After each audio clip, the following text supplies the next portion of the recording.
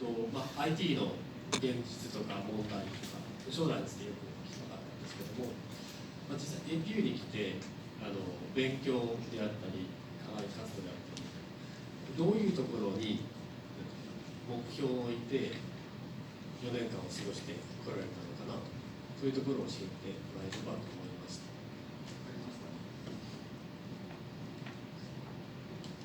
た。APU 来る前の目標は経済として勉強したいと思ってきましたけど、1年生の時そのセントラル銀行のサイバーセキュリティシステムのことを分かって、それについてすごく心配して、私はそれを解決するために何をすることができるか、それを考えて2年生から IT 向きな勉強をしました。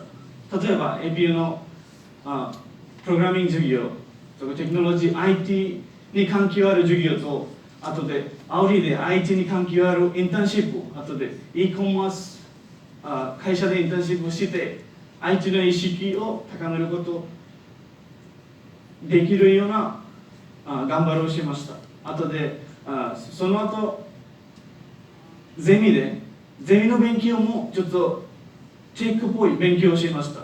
その先生もブロックチェーンテクノロジー、ファイナンシャルテクノロジーについてリサーチしているんですから、その先生のゼミを取って先生もいろいろなことを教えていただいて、そのゼミからちょっと具体的にそれについて頑張ることができました。それちょっと簡単に言うと、私の一番フォーカスは勉強のためにしました。あとで勉強を一番にして課外活動は2番3番にしました。以上です。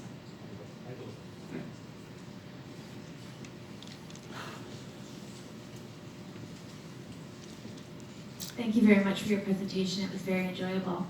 I'm currently working in the student office and working on the FLAG program that it looks like you were involved in before. I'd like to ask you a little bit about your extracurricular activities. In what ways did you exhibit leadership in your extracurricular activities? And secondly, what kind of leader are you? So, if I have to focus on my experience in APU, it was mainly focused on becoming a situational leader. I believe I'm a situational leader who acts upon the problem immediately and try to find a sustainable solution for that.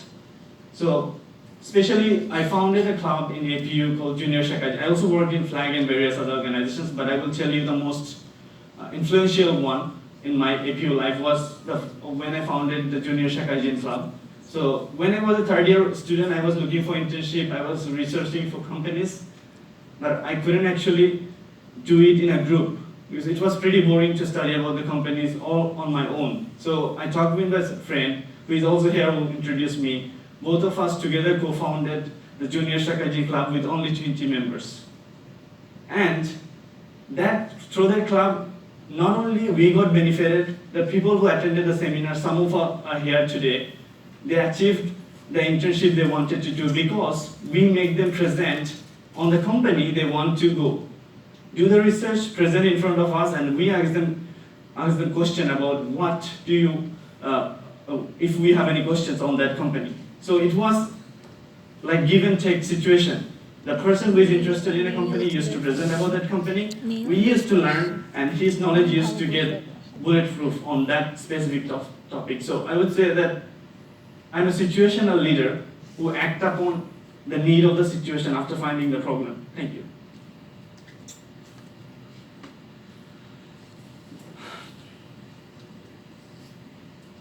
Thank you. Let me ask questions.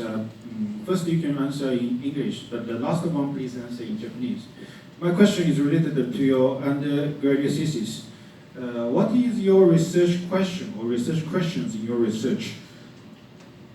This is the first one. And by which research methods? Good, you prepared. What's the research question, or what are the research methods you apply to your analysis? And the last one is please explain your research findings in Japanese. Okay. Thank you for your question. So, first of all, I wanted to work on cybersecurity and technology-related field. So, my research question was about finding the new disruptive technology, what blockchain can do, what is the scope of blockchain, whether it's positive or negative, it can be either way. So I wanted to know what is scope in terms of financial technology. That was my first research question. As you can see, the next part, which focus more on peer-to-peer transfer. So one of the specialty of blockchain is to make sure that we have a smooth peer-to-peer transaction that is transparent and fast and cost efficient. And third was to find the cost efficiency of the system. So the research method was two-way. It was quantitative and qualitative both. And I also depended on the primary data and secondary data both. So in terms of primary data, I tried to went to the conference in Tokyo, like Team Z conference and the Java Innovation Conference. I went there, talked with the people related to the business, related to blockchain, tried to get the primary information and input it in my thesis. And it was mostly quantitative approach that I took while explaining the thesis. And I will explain it in Japanese from this part. So Bangladesh の基本的な銀行をちょっとリサーチして、その銀行から日本にとか他の国にお金を送るとき、どのぐらいお金がかかるんですか、あと時間がどのぐらいかかりますか、それを具体的にその銀行の人に聞いて、その情報を入りました。あとでパブリック銀行とか国立銀行、私立銀行とあとオンライントランスファーシステムも、例えばペーパー感じな会社によってもお金と時間がどのぐらいかかりますか、それについてリサーチしました。その時私のリサーチの結果はブロックチェーンテクノロジーを使ったらそのお金を送る時のお金を送る時普通の銀行より安くてお金を送ることができます。あと時間がすぐできます。あまりかからない。それはちょっと具体的に説明すると、2週間前 Facebook がこの会社を始まりました。同じアイディアで同じテクノロジーで普通の銀行ビザ例えばペーパーマスターカードで普通の銀行会社とあとブロックチェーン会社コインベースとペーパーこの会社たちが集めて27会社が集めて一つの同じ考え方で新しい会社が始まりました。だから私のリサーチティシスプロポーザルのそれを見て私のティシスプロポーザルの結果が論理的なでしたと思いました。以上です。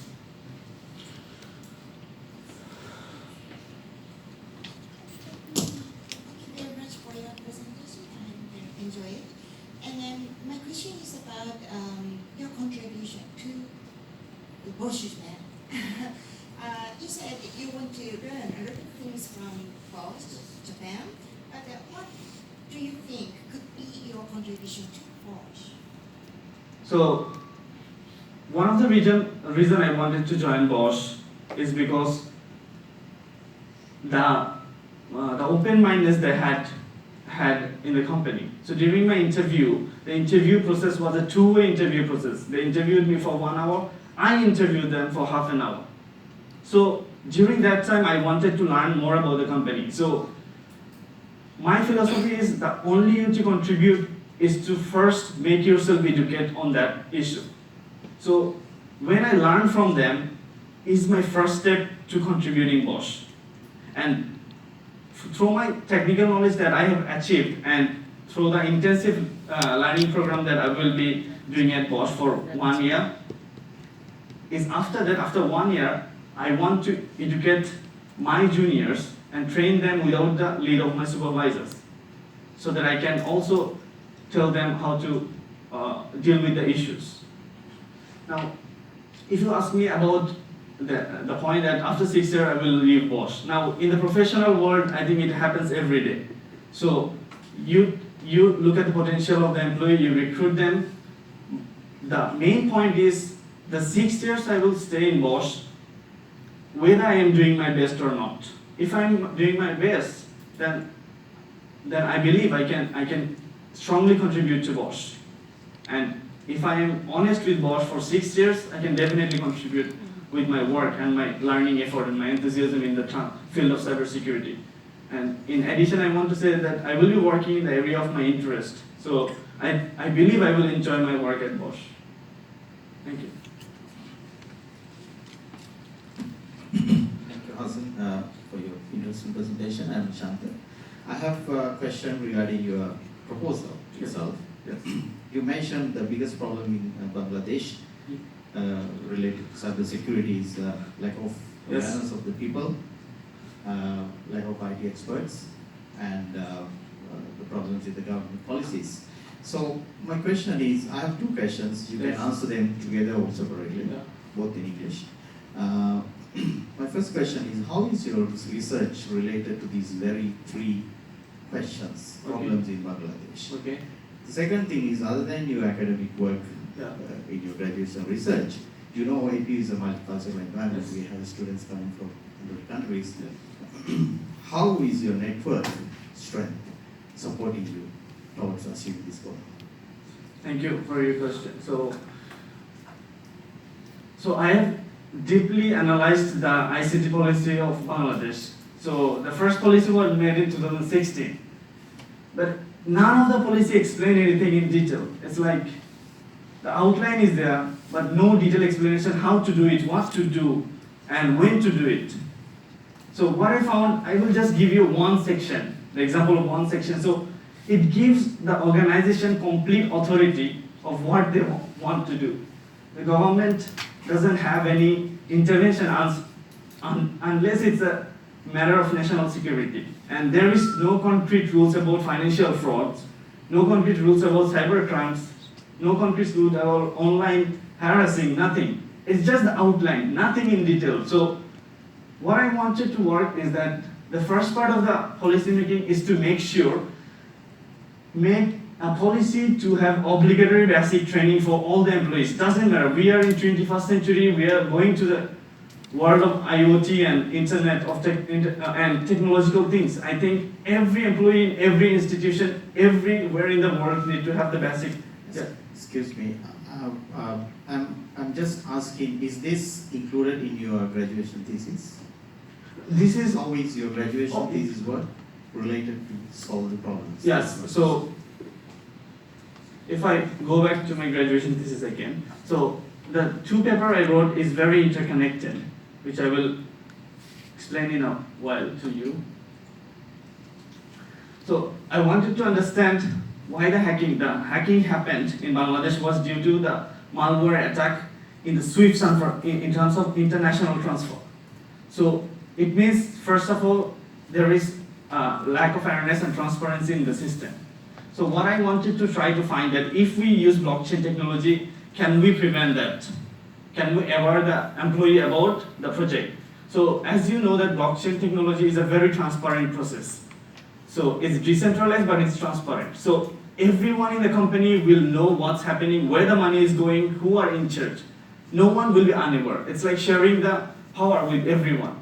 And next part is about the awareness part. I think implementing blockchain technology can make everyone aware because everyone share the responsibility if we are making a decentralized system. So I know it is a very challenging act because the government do not want the financial system to be decentralized. But in my hypothesis, I want to say that if we can make it happen, we can definitely make every citizen aware of their rights and make them